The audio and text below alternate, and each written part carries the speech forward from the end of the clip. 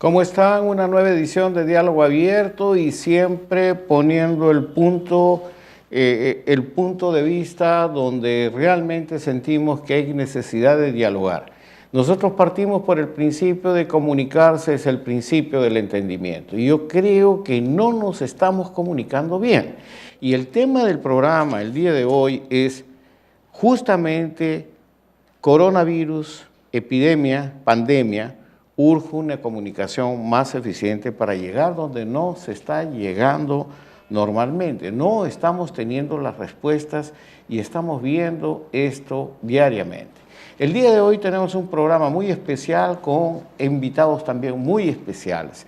Y antes de dar esto, quiero agradecer nuevamente, como de costumbre, que esta transmisión simultánea se hace con UCI Noticias, canal 18.1 TV Digital y nuestras plataformas a través de la cual llegamos con canal 15 de nuestros amigos de Vescable, de canal 1 de Win TV, canal 516 de Claro, canal 715 de Cable Más y otras emisoras de regiones, de municipalidades asociadas a esta red para poner la infancia en la agenda social y política del país. Y es en esto que yo quisiera empezar algo, porque se ha dicho mucho durante esta semana. Y uno de los temas que más está siendo frecuente es que realmente, de acuerdo a estimaciones de Macroconsult y otra CEPAL y otras entidades, la pobreza aumentará un promedio de 8 puntos en el país. Es decir, pasará de 20% al 28%, tal como ocurrió hace una década pasada.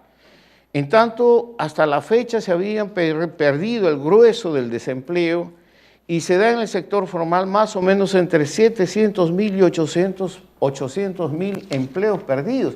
Ustedes saben lo que esto significa. ¿Y cómo es que esta coyuntura que nos da la pandemia podría ser realmente utilizada para pensar y repensar realmente en el país que queremos para nuestra infancia, para nuestros niños y para nuestros jóvenes? Yo quisiera, como una forma de motivar a la presencia de estos invitados importantes, recordar un video que creo que ustedes van a adorar. Yo antes de esto quiero mencionarles que estará con nosotros el señor Rolando Arellano, que es director de Arellano Marketing, Investigación y Consultores, quien ha provocado a través de una investigación que han hecho 5 puntos por las cuales no se está atendiendo los mensajes en relación a esta pandemia. Estará el doctor Luis Gonzaga Mota, que es periodista, doctor en comunicaciones y decano de periodistas de la Universidad Nacional de Brasilia, la UNB, desde Brasil en contacto, y tendremos pues nada menos que el análisis de Patricia Ruiz Bravo, decana de la Facultad de Ciencias Sociales de la Universidad Católica, y de nuestro querido amigo Sandro Venturo, director de Toronja Comunicaciones, gran creativo, gran publicista, sociólogo realmente de polentes, para tratarnos de entender cómo podemos hacer mejor las cosas. Pero vamos volviendo al tema de pobreza. Hace 20 años, don Carlos Fuentes, el famoso escritor ya fallecido, el querido maestro, grabó un spot para UNICEF, para nosotros, para ver un poco cómo era el problema de la pobreza que afectaba a la infancia. Y cuando yo veo el video y digo, ahora con 8 millones, estamos fallando, hemos fallado, y creo que debemos repensar realmente qué hacer de aquí para adelante. Y esta es una motivación sobre todo para nuestros invitados el día de hoy. Adelante, por favor.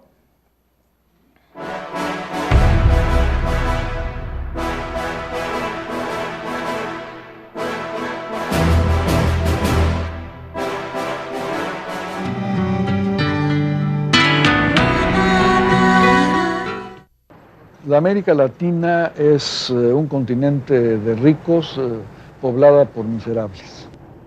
La mitad de la población de la América Latina, somos 400 millones, más o menos 290 millones viven o sobreviven con $60 o menos al mes.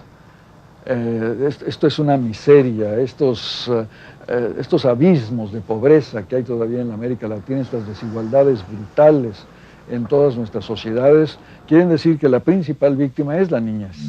Son los niños que no van a tener comida, que no van a tener salud, que no van a tener escuela, que van a tener vidas truncas. Esto es lo terrible de la América Latina, y si no resolvemos este problema, vamos a tener un siglo XXI desastroso. Es lo primero que tenemos que resolver.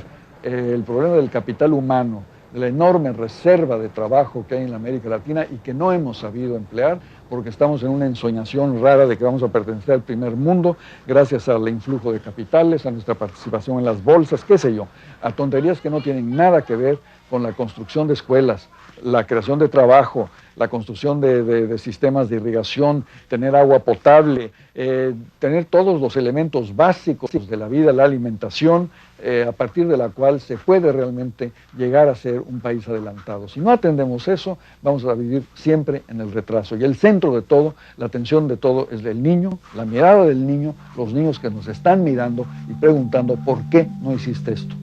¿Por qué fallaste? ¿Por qué te equivocaste? ¿Por qué fuiste inactivo en algo que podías haber hecho?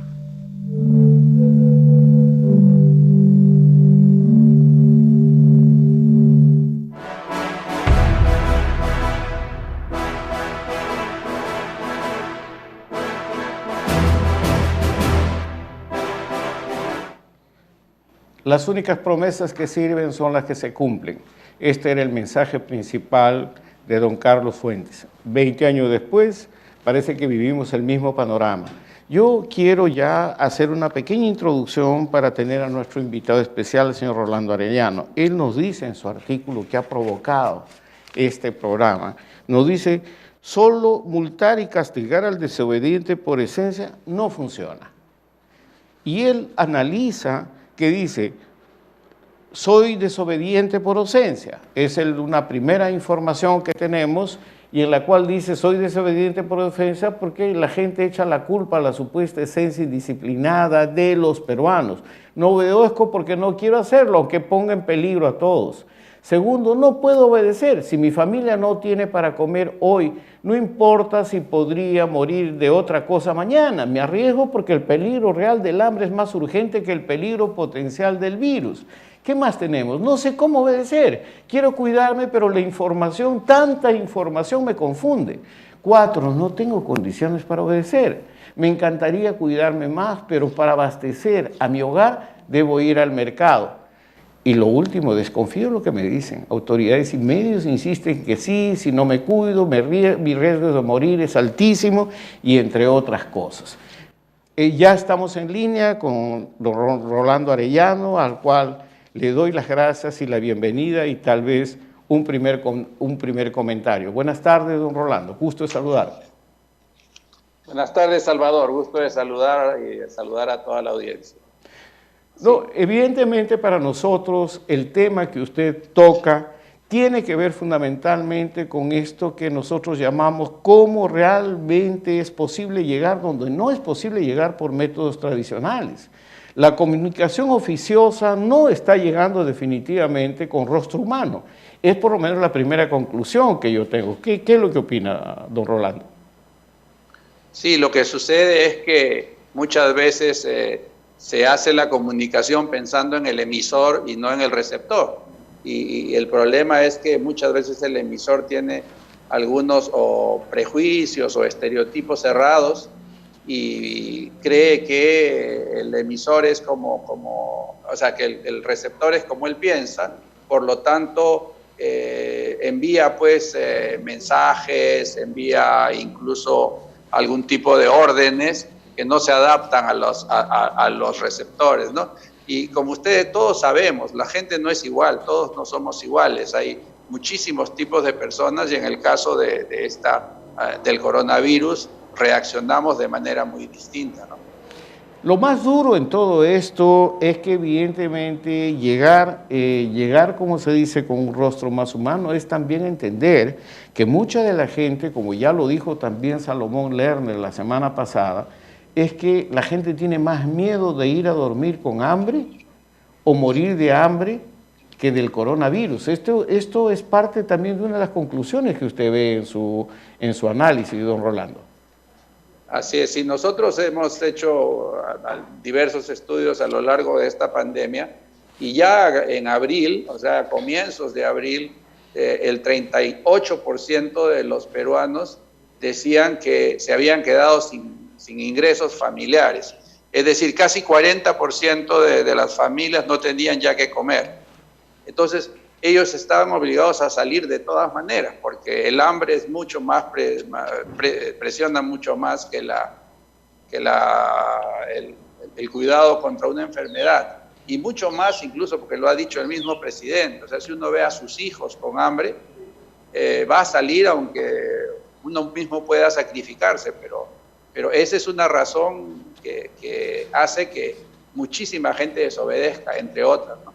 Pero hay un tema que a mí particularmente me llama la atención, que creo que como comunicadores también lo hemos analizado y luego tendremos algunos comentarios de algunos colegas, pero lo que a mí me parece interesante es que la propia población, parece que estamos llegando más a la clase A, B, C, pero la clase D, E, C no está, D, E, F no está atendiendo estos discursos porque están en otro contexto. Y por el otro lado, la investigación que usted nos pone al frente es que básicamente muchos de estos mensajes son confusos para ellos. Hay otras formas. ¿Qué se está fallando en todo este proceso? Miren, hay una cosa que hay que ver. Primero, lo que nosotros encontramos es que si bien hay en la gente de pobreza muy extrema, sí el mensaje no está llegando tan bien, más que un tema de ingresos o de niveles socioeconómicos, hay otras variables que hacen la reacción frente a la comunicación. Por ejemplo, los mayores están escuchando mucho más los mensajes que los jóvenes. Aquí la edad es un elemento muy relevante, ¿no? El joven ya se cansó de escuchar tanta reiteración, ¿no?, sobre estos temas y sobre todo reiteración de aspectos negativos. Si uno ve programas de televisión, etcétera, lo único que le muestran es muertos, y como ya se les acabó las imágenes, repiten el mismo muerto 10, 20, 30 veces, ¿no? Entonces, el joven ya dejó de creer en esos medios, mientras que el mayor todavía sigue un poco más asustado en este asunto. Ese es un primer punto. Un segundo punto importantísimo para los comunicadores aquí es que realmente el problema no es falta de comunicación, sino es sobrecomunicación. Hay demasiados mensajes y muchas veces contradictorios, ¿no? Sobre todo sobre la forma de cuidarse, ¿no? Que hacen que se confunda más la gente. Ahora, don Rolando, mira, yo veo particularmente también desde el análisis, parece que hay una competencia entre las instituciones y organizaciones por poner el logo con el mensaje y no coordinar realmente una direccionalidad eficiente de la comunicación. ¿Estoy equivocado? Mire, es posible que eso suceda. Claro, lo que sí es cierto es, más que el logo o tratar de promocionarse, lo que sí es cierto es que no hay una coordinación. Entonces, el mismo mensaje puede ser dicho por una organización y un mensaje contradictorio por otra, ¿no? Y al final terminamos como lo que pasa con el tema de los guantes, donde el gobierno dice, oye, hay que usar guantes, pero al día siguiente se desdice, y ese tipo de cosas lo que hace es que se pierda la credibilidad. Lo que no hay es coordinación entre las organizaciones. A mí lo que más me preocupa en esto, don Rolando, es lo siguiente, por el punto 5 que usted pone en evidencia y dice, desconfío de lo que me dicen, que es un hallazgo que ustedes dicen, porque autoridades y medios insisten en que sí, que si no me cuido, mi riesgo de morir es altísimo, pero en relación a los que se mueren, pues la cifra es diferente y yo tengo que ganarme el pan de cada día. Así, lo que sucede es que el tipo de mensaje hay que dimensionarlo bien. El miedo puede surtir efecto en un primer momento, porque es como cuando tú ves una película de fantasmas, de repente el miedo te impresiona, pero la segunda vez que lo ves ya no te pasa lo mismo. Y aquí se está repitiendo miedo sobre una enfermedad que en el fondo es virtual, o sea, podría convertirse en una epidemia muy grande con muchos muertos, pero la verdad es que los muertos son menos de 2.000. Y en el Perú, por demografía, mueren más o menos 600, poco más de 500, 600 personas diarias, o sea, simplemente por edad o por cualquier otro tipo de enfermedad. Entonces, si te dicen, si sales, te vas a morir, y resulta que salí una vez y no me morí, a la segunda vez ya empiezo a desconfiar, y el mensaje no hace empatía. Yo quiero poner un ejemplo. Tengo muchos años trabajando temas de mercadeo social, y cuando hemos trabajado temas de drogas, en una época se acostumbraba a hacer esas publicidades donde le decían al muchacho, si fumas marihuana se te va a freír el cerebro, y mostraban un huevo friéndose en una sartén.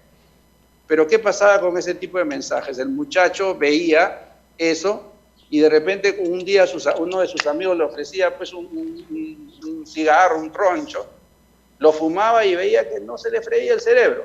Entonces, ¿qué hacía? Empezaba a desconfiar de toda la comunicación. Ay, don Rolando, estas anécdotas, y deberíamos hacer un libro de todas estas fallas de comunicación.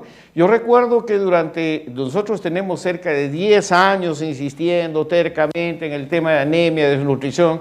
Yo le digo, hemos encontrado mensajes tan fallos como, por ejemplo, póngale hierro a los alimentos, y la gente pobre pensaba que pasándole un fierro a la sopa estábamos trabajando. Estoy exagerando, pero no hay una comunicación eficiente, y es lo que usted recomienda. Deberíamos buscar mensajes que en vez de solo crear miedo, expliquen mejor el problema potencial.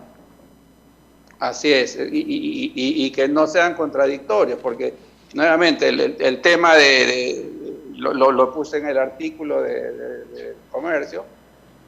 Por un lado nos dicen que lavándonos las manos muy bien durante 30 segundos se muere el virus. Pero por otro lado nos dicen que para lavar la ropa tenemos que lavarla 1 hora y hervirla a 60 grados porque si no el virus no se muere, ¿no? Entonces ese tipo de mensajes son mensajes que causan temor ante la gente y que finalmente terminan dejándolos de lado, ¿no? Y como digo, encomendándose más bien a un santo o tomando limón o comiendo agüita de quión o tomando agüita de quión. O prefiriendo no morirse de hambre y que sea lo que Dios quiera, ¿no? Don Rolando, yo realmente le agradezco mucho. Usted ha provocado este tema. Yo creo que es muy importante diferenciar mucho. Yo creo que la comunicación oficiosa debe hacer una introspección de lo que está pasando, y no solamente la comunicación oficial o oficiosa, sino también todos aquellos que pudiéramos contribuir a tener un rostro más humano para poder lograr a una mejor encuentro con estas poblaciones, porque esto se lleva, y usted seguramente ha visto un poco ya el marco de pobreza, desocupación, esto va a continuar. Y yo creo que un acercamiento más solidario, más humano es muy importante, y una comunicación eficiente puede ayudar mucho. Su opinión final o su mensaje, don Rolando. Sí, Salvador, completamente de acuerdo contigo. Yo creo que hay en muchos casos buena intención en la comunicación, en lo que se quiere hacer, pero muchas veces pues se falla porque no se afinan los aspectos técnicos. Y lo que sí quisiera remarcar es que mi mensaje no es un mensaje solamente de crítica a las autoridades, porque es muy fácil criticar a las autoridades que no hacen bien esto o aquello, ¿no? Seguramente sí tienen mucho que mejorar, pero sobre todo creo que es un mensaje de responsabilidad de los propios ciudadanos, ¿no? De que nosotros mismos empecemos a reflexionar sobre aquello que transmitimos, sobre la manera en que lo hacemos, porque al final los que nos vamos a poder proteger somos los mismos ciudadanos. No esperemos que la solución venga de arriba, que las comunicaciones solo vengan de arriba, sino que todos, incluyendo comunicadores como usted, Salvador, y como su equipo, participemos en esta misión de comunicar bien y de comunicar pues de manera efectiva, ¿no? Le tomo la palabra y asumo el compromiso. Vamos a tratar desde la iniciativa de inversión en infancia. Estamos muy, muy preocupados por lo que se nos viene, porque el mayor impacto de esta pandemia va a repercutir en infancia, niños y jóvenes. Y nosotros estamos queriendo hacer realmente una buena reflexión sobre este tema y a lo mejor, en vez de estar haciendo reunión con antropólogos, sociólogos, planificadores, debemos tener como dicen los gringos, un think tank o un brainstorming de comunicación que no es solamente la comunicación oficial, sino cómo nosotros podemos contribuir a esto. Don Rolando, muchísimas gracias por su presencia. Si tiene alguna cosa más para despedirse. No, con mucho gusto. Gracias a ustedes y cuídense, cuidémonos todos. Bien, muchísimas gracias, don Rolando. Ha sido realmente importante escuchar a don Rolando Arellano aquí con nosotros en Diálogo Abierto. ¿Y esto solamente está pasando en Perú?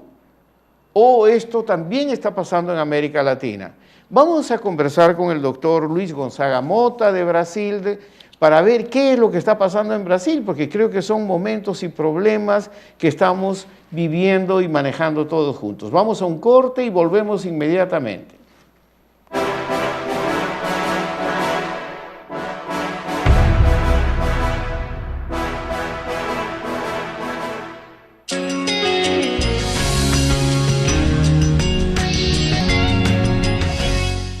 Estamos comprometidos con la infancia, con los niños, con las niñas, con los jóvenes y su pleno desarrollo.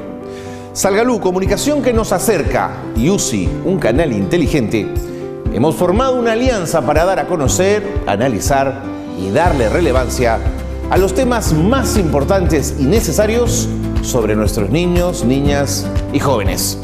Síguenos diariamente en Canal 18.1 de Señal Abierta, Canal 1 de WinTV, Canal 516 de Claro, Canal 15 de Vez Cable, Canal 715 de Cable Más.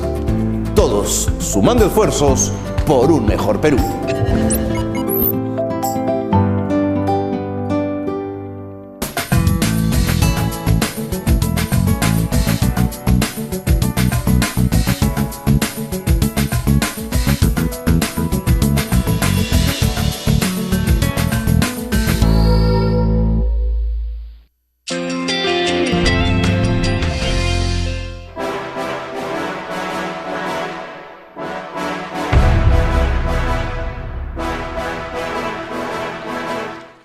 Bien, ya estamos de vuelta y ahora sí hacemos una conexión internacional a Brasilia. Brasilia es una ciudad donde viví también durante 9 años, durante mi estadía, mi trabajo con UNICEF, recuerdos muy profundos de la amistad, el cariño y del trabajo que desarrollamos junto a mucha gente. Yo estoy en este momento ya en enlace con nuestro querido amigo, el doctor Luis Gonzaga Mota, quien es periodista, es doctor en comunicaciones, autor de varias publicaciones y decano de periodismo de la Universidad Nacional de Brasilia, que ya está con nosotros. Mi querido Luis, un abrazo grande, es un placer realmente tenerte y escuchar de tu parte. O sea, tú has visto en la primera parte del programa las principales barreras. ¿En Brasil es diferente o tenemos los mismos problemas? De que hay una mezcla entre la comunicación oficiosa y que realmente no estamos llegando donde queremos llegar justamente estas poblaciones que están pagando el precio más alto de esta pandemia. Bueno, mucho gusto, Salvador, de estar contigo, de poder hablar contigo, de podermos hablar de una cuestión que es tan importante en este momento aquí en Brasil como en el Perú y en todo el mundo. Y me alegra mucho estar con ustedes.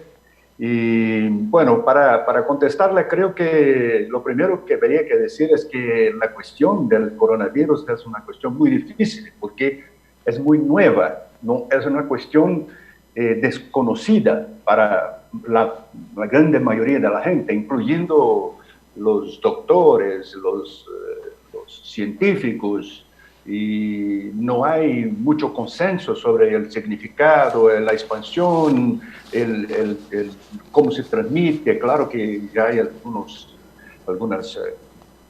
cosas concretas, pero todavía hay mucho desconocimiento.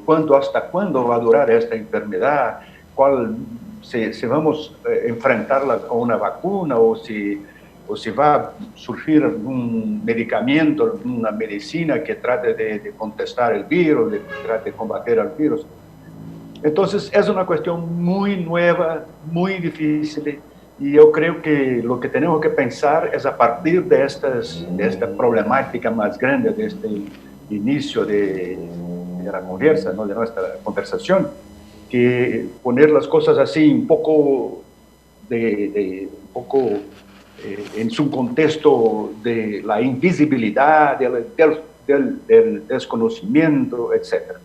Bueno, entonces la cuestión en Brasil, lo que ha pasado es que tenemos un problema muy grave entre el gobierno nacional y sectores de salud, por un lado, y por otro lado, un desconcierto entre el presidente de la República y la gobernación de la Unión del país y los gobernadores de las provincias. Y acá ustedes saben, llamamos a los estados, estado de Río de Janeiro, estado de São Paulo, estado de Minas Gerais, etc.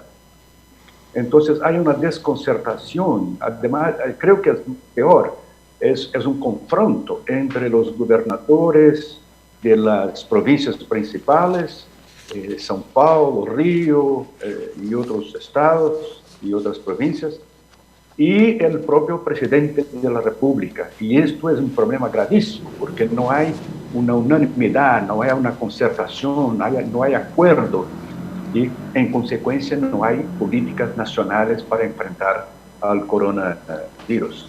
En principio lo pongo así.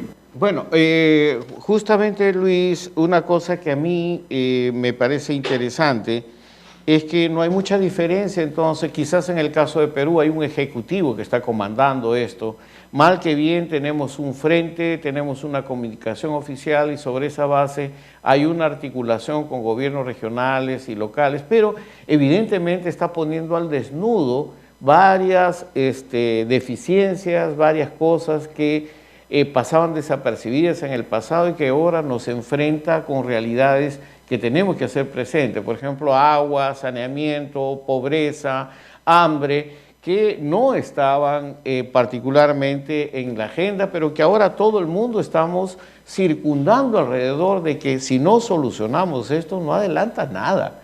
Ahora, el tema central para mí, Brasil, claro que es una potencia económica en el país, pero tiene bolsones de pobreza tan fuertes y tan grandes como Perú, como cualquier otro país.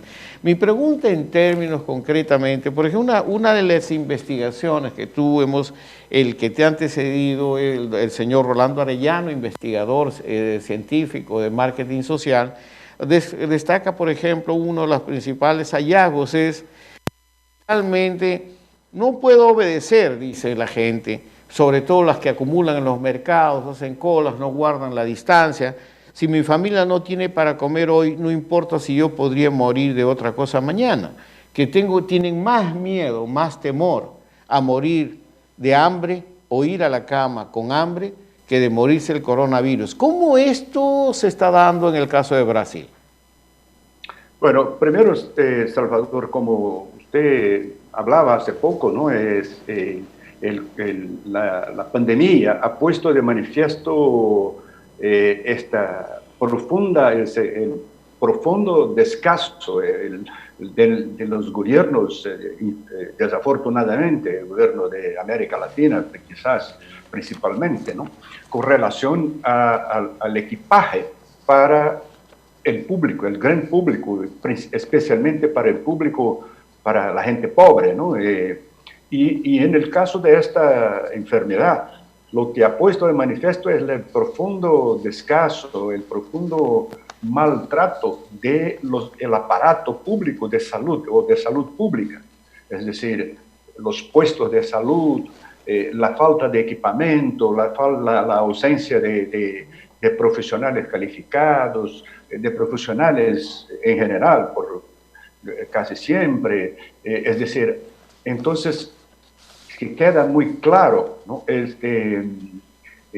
Un maltrato, un cuidado muy precario con el equipaje de salud pública. Y en esto queda más difícil enfrentar a un enemigo tan poderoso como este virus invisible y desconocido. Y con relación a las poblaciones más pobres, especialmente en las periferias de las grandes ciudades como Río, São Paulo, Belo Horizonte, Salvador y otras grandes ciudades brasileñas, es muy difícil, muy difícil. Yo diría que no falta información, es decir, a veces hay quizás un exceso de información, pero es muy difícil a esta gente quedarse en aislamiento social, porque tiene que salir a la calle para hacer la plata de cada día. Especialmente, creo que es un caso un poco parecido al Perú. En Brasil hay muchos vendedores de la calle, gente que vende sus artículos, en general artículos muy baratos, ¿no? Ropas, zapatos, de todo tipo, comida, de todo tipo de artículos, en las calles. Y esta gente sale, esta gente va a la calle, no hay política, no hay coerción social capaz de hacerlas quedarse en sus casas, porque es la cosa de o comer o morir, o salir o morir. Es decir, tiene que salir porque necesitan plata para poner en la casa. Y además de todo, hay también una cosa que queda claro, es que muchas veces esta población no tiene siquiera agua. Muchos de estos habitantes de las favelas, ¿no? En Brasil y de las periferias de las grandes ciudades, no tiene agua para hacer la higiene básica, que es lavar sus manos. Claro. No tiene agua, no tiene jabón, y entonces no hay siquiera cómo cuidarse con la cosa más elemental, más básica, ¿no? Para evitar la contaminación. Ahora, querido Luis, hay una cosa que para mí me parece importante. O sea, yo creo que hay problemas comunes y hay desafíos comunes también para todos los países. Rolando Arellano decía que esto no es un problema de la oficialidad o de los oficiosos que hacen la comunicación, pero sí tal vez la gente que conoce comunicación debería asumir esta pandemia como una gran oportunidad para poner sobre la mesa estos temas fundamentales. No estamos llegando como debe llegarse y creo que la gran oportunidad de poner en evidencia estos puntos implican desafíos importantes. Hoy la CEPAL acaba de lanzar, como tú sabes, un nuevo informe donde ya anuncia de que prácticamente revela que de los 135 millones de personas que experimentaron inseguridad alimentaria en el 2019, para finales de este año podría aumentar a 265 millones de personas en América Latina, es decir, 130 millones más que estarían en esta misma situación. Evidentemente Brasil pues debe tener un 40% de toda esta población vulnerable. Entonces creo que yo sé que es un poco rápido, vamos a tener muchas oportunidades, pero quisiera una reflexión final tuya desde el punto de vista de comunicarse como punto de partida para un mejor entendimiento. ¿Qué podríamos decir en estos 2 o 3 minutos, mi querido doctor Vara? Salvador, estoy de acuerdo, es decir, yo creo que en este momento, como decía el señor director de la Organización Mundial de la Salud, nos estamos no solo en una epidemia, pero en una infodemia, ¿no? Una pandemia de la información, ¿no? Digamos así.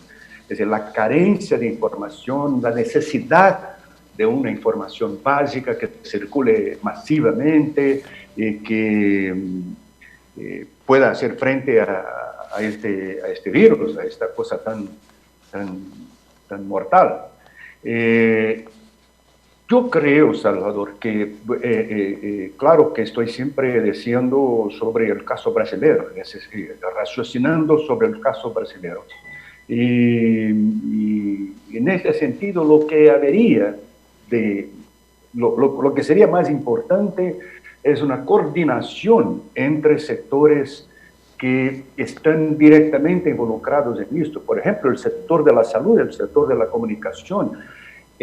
Desafortunadamente, como yo le decía, en caso de Brasil esto no ha pasado. Tenemos un presidente que es absolutamente contra cualquier iniciativa de aislamiento social, de cuidados, de comprometimientos de higiene básica. Para él, hoy mismo, el mismo día de hoy, decía él que por él se abriría toda la economía inmediatamente, el comercio. Y este es un desastre, sería un desastre, porque Brasil tiene casi 200.000 personas ya, casos de personas infectadas, y hay, ya estamos llegando a casi 15.000 muertos. Y la cosa parece que va a caminar, y además se está acelerando.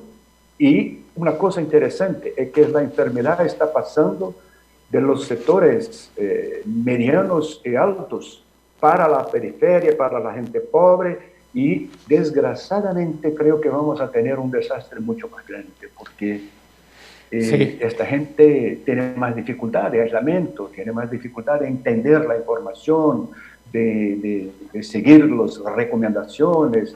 Entonces, sería muy interesante si pudiéramos hacer una concertación entre comunicación, salud, media, la grande media, la media, digamos, la media comercial, etcétera, ¿no? Sería un paso muy importante en el combate a este virus. Querido Luis, yo sé que el tiempo, como tú sabes, en medios de comunicación siempre es, pues, y tengo dos comentaristas más de gran importancia para analizar este tema, pero yo creo que nos hemos sido atrevidos a poner sobre la mesa este tema. Y yo creo que vale la pena tanto la sugerencia de Rolando Arellano como la tuya. Vamos a ver cómo podemos mejorar esta comunicación que nos permita, pues, hacer frente a estos desafíos. Te doy un abrazo grande y a través tuyo a todos los amigos y a todos los colegas en Brasil. Gracias, Luis. Gracias a usted, Salvador. Muchas gracias por invitarme, por estar ahí en contacto con ustedes, con la gente de Perú. Muchas gracias. Muchas gracias. Bueno, fue el doctor Luis Gonzaga Mota, periodista, doctor en comunicaciones, profesor de la UNB. Creo que vale la pena intercambiar con ellos ideas. Ven que todos estamos luchando en lo mismo. Vamos a un corte y volvemos inmediatamente ya con la presencia de Sandro Venturo y la doctora Patricia Ruiz Bravo para que nos hagan sus comentarios luego de estas dos presentaciones. Vamos a un corte.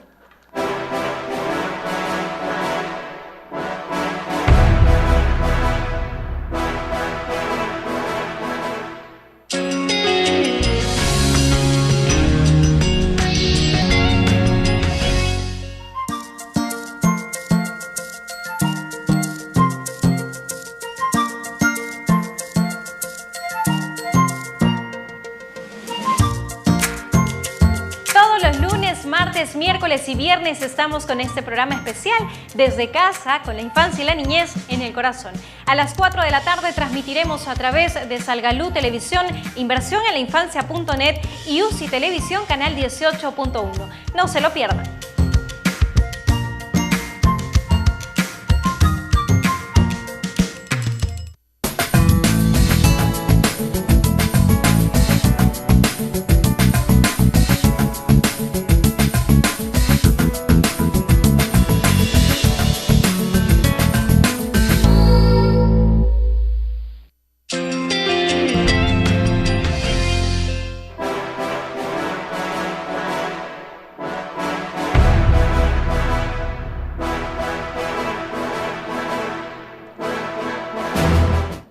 Gracias amigos a todos los que están escribiendo por Facebook y también a través del chat interactivo de nuestras plataformas de Inversión en Infancia y Salgalú Televisión. Realmente todos estamos preocupados. ¿Cómo podemos realmente aterrizar este tema? Esto no puede escaparse de las manos. Esto no es un momento de ahora, es para siempre. ¿Cómo enfrentar? Como dice Rolando Arellano, y este es un desafío, dice cómo buscar mensajes que en vez no solo de crear miedo, expliquen mejor el problema potencial. Esto necesita una dosis, una inyección creativa y nadie más creativo que mi amigo Sandro, que está aquí con nosotros ya para poder trabajar. Sandro Venturo es director de La Toronja Comunicación, gran creativo. En fin, vamos a escucharlo. Sandro, querido, ¿cómo estás? Buenas tardes. Salvador, ¿cómo estás? Qué gusto verte por aquí. Sandro, has escuchado las dos exposiciones anteriores y evidentemente es un desafío muy serio. O sea, no estamos llegando donde es factible, necesario llegar, o sea, y realmente los métodos tradicionales no están dando el resultado. Hay sobreinformación, hay sobre logotipos, hay duplicación de mensajes y por el otro lado una población que realmente, de acuerdo a la investigación que ha hecho Arellano, pues dice, oiga, perdóname, yo tengo más miedo de morir de hambre o ir a la cama con hambre que realmente morirme del coronavirus. Entonces, frente a eso hay todo también haciendo un resumen, hay toda una exposición porque realmente hemos desnudado al país y hemos puesto con claridad todas unas falencias históricas del país, brechas que realmente deja para allá por más de 40 años y la deuda social nos exhibe que cerca del 60% de la población no tiene acceso a agua potable, estamos hablando de servicios básicos, estamos hablando de una serie, los servicios de salud están colapsando y esto no es crítica al gobierno. Están haciendo lo que pueden hacer, pero creo que es importante analizar esta coyuntura para construir país. ¿Qué podemos hacer desde la comunicación creativa, Sandro? A ver, Salvador, yo creo que sí hay cosas que se están logrando y hay cosas por mejorar. Algunas poco, otras mucho, pero sí se están logrando cosas, ¿no? Yo creo que el gobierno en el Perú, de manera oportuna, llamó a la cuarentena, al confinamiento nacional. Hoy día tendríamos muchísimos más muertos y muchísimos más problemas en el sistema de salud si no se hubiera reaccionado tan rápidamente, ¿no? También creo que la comunicación del presidente, nos guste o no, ha estado funcionando. O sea, si tú miras las encuestas vas a ver que el gran respaldo que la gente le da a la gestión de esta crisis al gobierno no tiene antecedentes.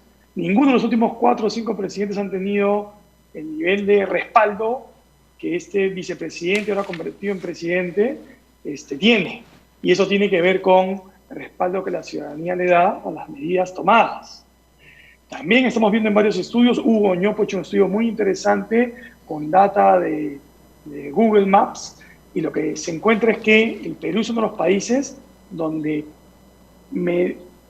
la gente ha acatado con mayorías, con grandes mayorías, la desmovilización. O sea, ni en Chile ni en Argentina, por supuesto que no en Brasil, ha habido tal nivel de reclusión de la gente en sus hogares, por lo menos en las principales ciudades, ¿no? Entonces, yo sí creo que la comunicación del gobierno ha estado funcionando en un sentido y la gente no solamente la ha entendido, sino que la ha acatado. Si la cosa hoy día muestra que tiene grandes límites, probablemente tenga que ver menos con el liderazgo del presidente y más con, como tú dijiste hace un momento, las antiguas falencias del Estado peruano, su incapacidad para reaccionar ya no solamente a crisis, sino a tiempos regulares, y a la pobreza que nos aquejan hoy día, sino hace mucho tiempo atrás. No, de acuerdo, yo estoy de acuerdo contigo. Yo creo que hemos reconocido desde el inicio de que en el caso del Perú tenemos un liderazgo, realmente se nota que hay un deseo de hacer más que bien las cosas, y eso está generando y está permitiéndonos a nosotros descubrir ciertos desafíos que no podemos obviar. Y uno de ellos son los hallazgos que hace Rolando Arellano en su investigación, que creo que nos alerta, pero en ningún momento creo que no pone en tela de juicio ni nada por el estilo. Estamos viendo realmente el rol que se ha dado. En comparación con Brasil, ya escuchamos al doctor Gonzaga Mota.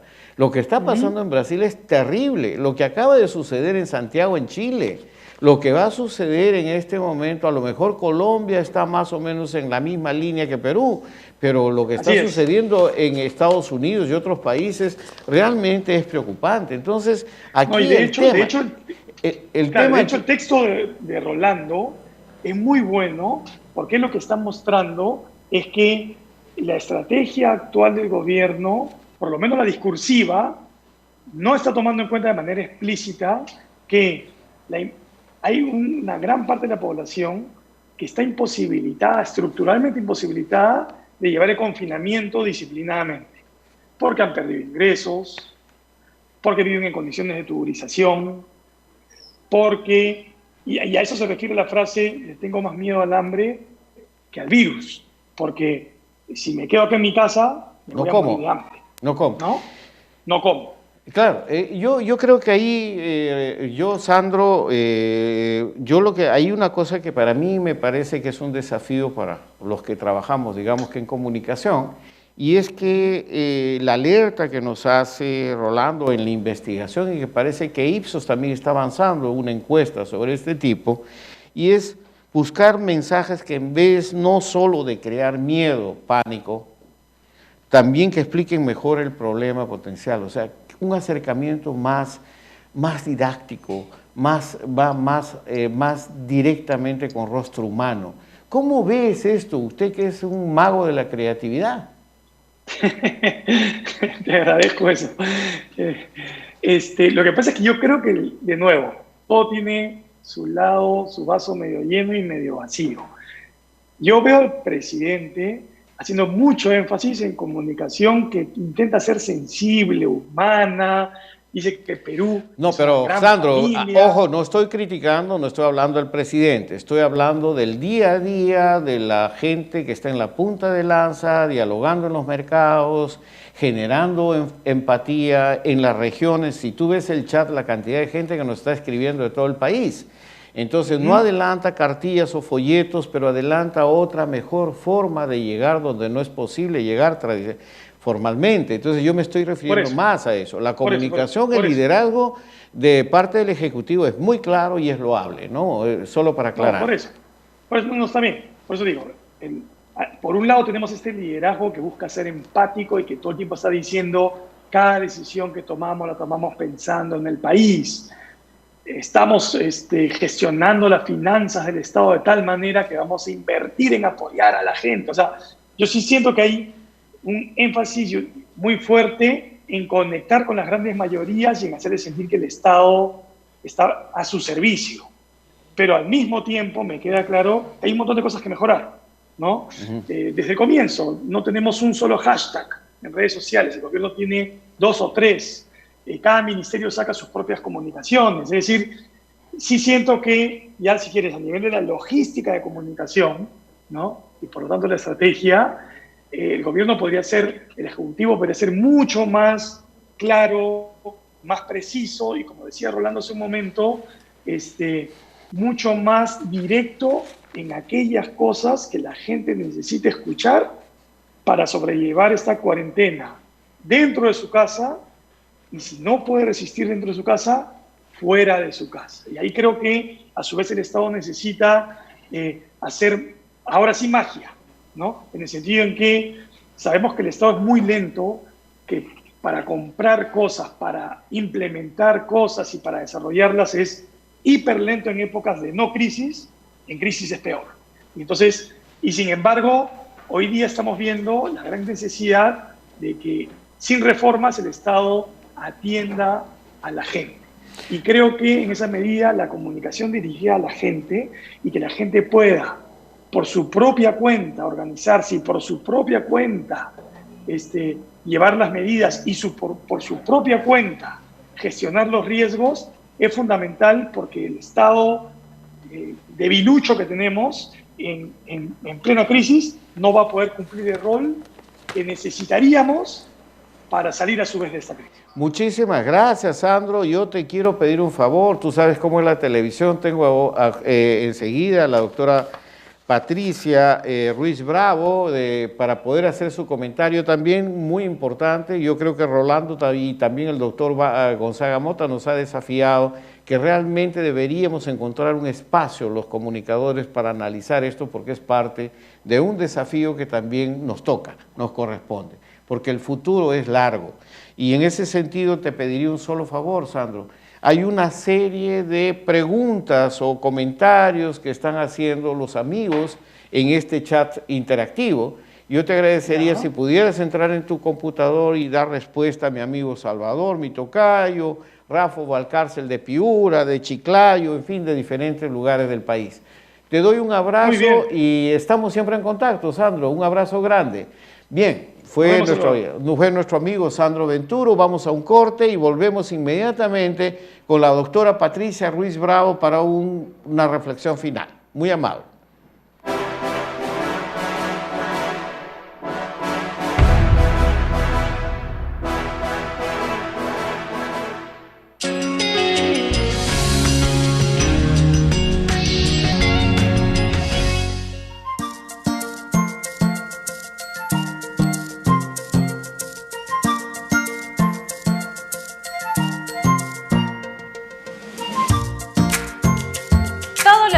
Martes, miércoles y viernes estamos con este programa especial desde casa con la infancia y la niñez en el corazón. A las 4 de la tarde transmitiremos a través de Salgalú Televisión, Inversión en la Infancia.net y UCI Televisión Canal 18.1. No se lo pierdan.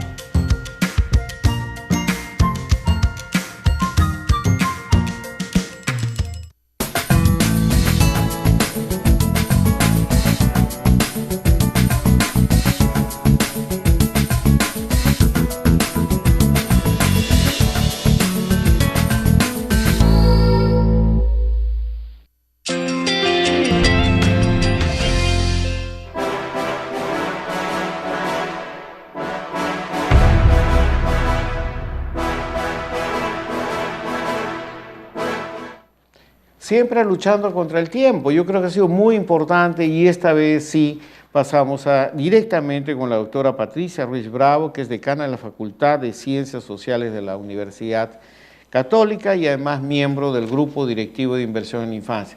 Patricia, ¿cómo estás? Gusto de saludarte y tenerte. Nos hemos atrevido a poner este tema y yo te invito a quizás, después de todo lo que hemos podido escuchar, y el debate que se está haciendo en el chat, si pudieras hacer una reflexión sobre cómo llegar donde no se está teniendo respuesta y cómo realmente enfrentar lo que se nos viene. Hola, ¿qué tal?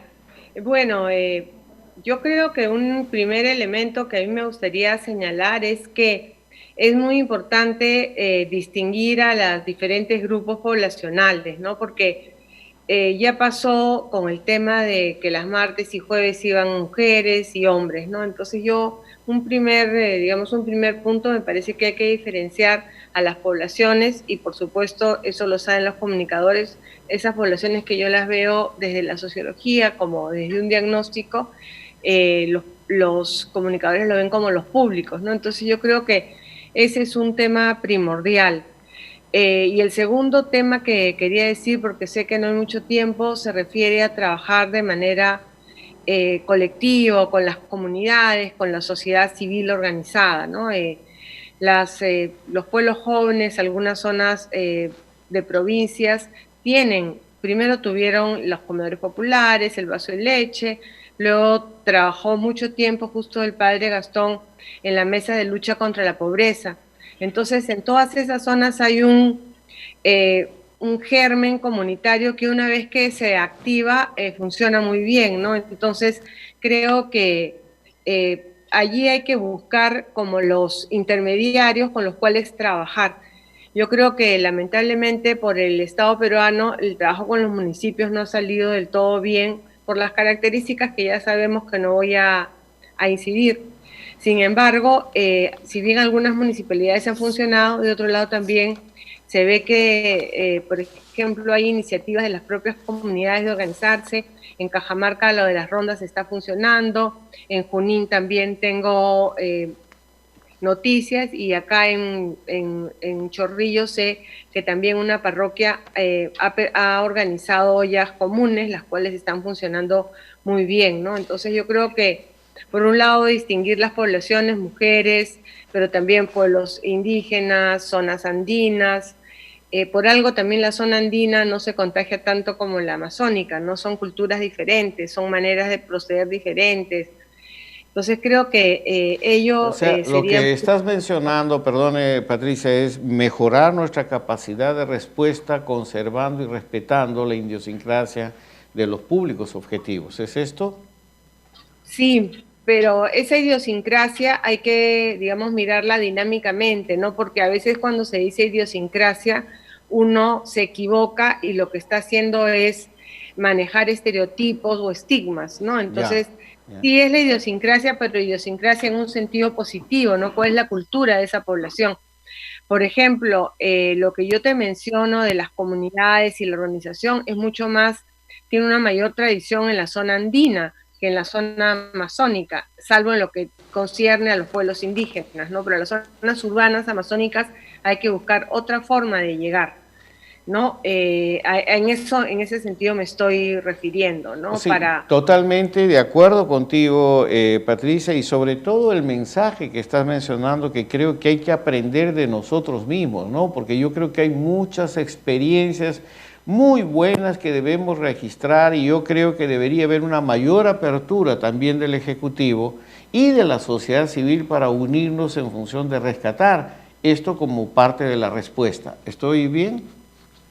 Por supuesto, ¿no? Como te decía, cuando yo he viajado, la gente que había participado en la mesa de concertación de lucha contra la pobreza está ahí. Es cuestión de que tú las convoques y se reactivan, ¿no? Y ellos se organizan mucho mejor de lo que puede organizar la Fuerza Armada, la policía, ¿no?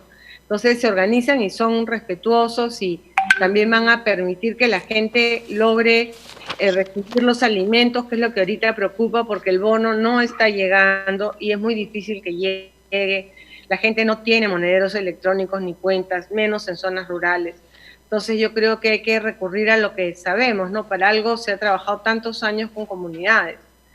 Y esto también ya para el futuro nos debe hacer pensar la importancia que debemos darle a la organización. Ahora se habla de repensar el país, ¿no? Yo creo que durante una época todas estas organizaciones de la sociedad civil eran muy vivas y luego se fueron desmantelando, y ahora cuánta falta hacen. Patricia, como siempre, directo al punto, excelentes recomendaciones, y realmente para nosotros este es un punto de partida de hacer una reunión mucho más profunda sobre estos temas que creo que tienen que tener respuesta. Y yo te agradezco muchísimo nuevamente por esta intervención.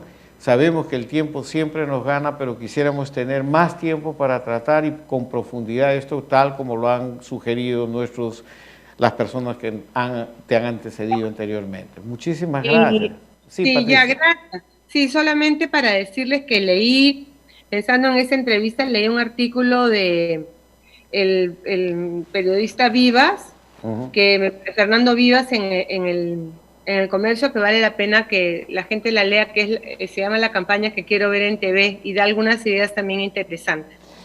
Totalmente de acuerdo, Patricia, muchísimas gracias. Yo creo que hay un movimiento ya, gracias nuevamente, hay un movimiento, gracias. Hay un movimiento grande en todos los sectores de comunicación, comunicadores serios que están queriendo sentarse alrededor de la mesa para poder pensar. Una cosa es la comunicación oficial, oficiosa, que tiene que hacer su propio autoevaluación de cómo están haciendo y cómo están llegando.